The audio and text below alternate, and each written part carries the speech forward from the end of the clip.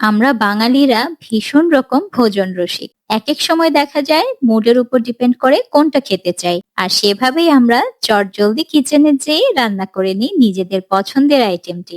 তো আজকেও আপনাদের সঙ্গে শেয়ার করার জন্য চলে এসেছি শীতের ভীষণ মজাদার একটি আইটেম। চলুন তাহলে কিভাবে এটা প্রিপেয়ার করেছি আপনাদেরকে সঙ্গে নিয়ে পুরো রেসিপিটি দেখে ফেলা যাক। তো এই তো ১ম এ যেটা করব আমি ছোট, ছোট করে আমি আমার সাইজ অনুযায়ী যতটুকুন দরকার আমি মাংসটাকে কেটে দিয়েছি। আপনারা আপনাদের প্রেফারেবল সাইজে কেটে নেবেন।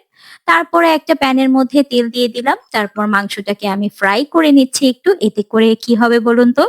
এতে করে যেটা হবে একেবারে উপরটা সিল হয়ে যাবে আর ভেতরটা থাকবে খুবই ময়েস্ট আর জুসি। তারপর দিয়ে দিলাম পেঁয়াজ।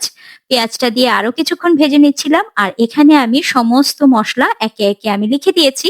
সমস্ত মসলা একসঙ্গে একটু গুলে প্রিপেয়ার করে রেখেছি। এটাকে আমি একটু পরেই ঢেলে দেব ওটার মধ্যে।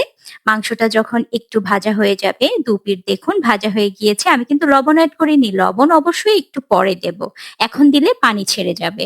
এইজন্য আমি এই পর্যায়ে দিচ্ছি না। দেখে নিশ্চয়ই আপনারা বুঝতে পারছেন। এই পর্যায়ে আমি মসলাটা দিয়ে আরো কিছুক্ষণ কষিয়ে নিব। জাস্ট কালারটা দেখুন।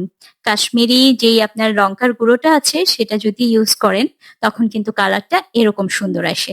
তারপর যেটা করেছি এখন তো হরেক রকম সবজির সমাহার এবং প্রতিটা সবজি আমার খুবই পছন্দের। তো এই তো অল্প কিছু আমি সবজি নিয়ে নিয়েছি। আমি নিউ পটেটোটা এখানে ইউজ করেছি।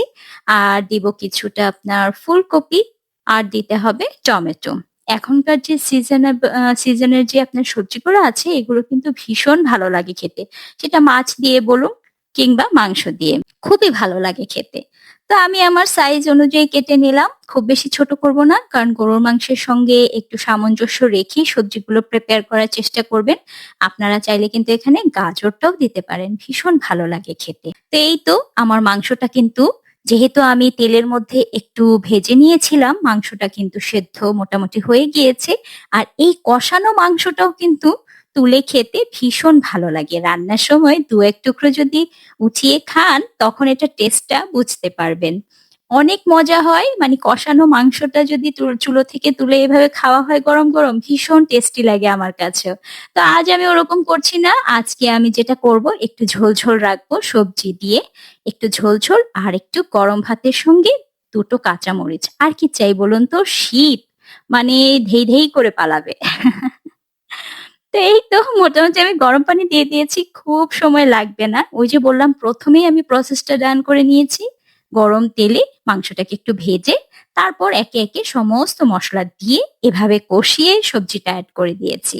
এই তো কথা বলতে, বলতে গল্প করতে, করতে আমার রান্না ডান হয়ে গেল।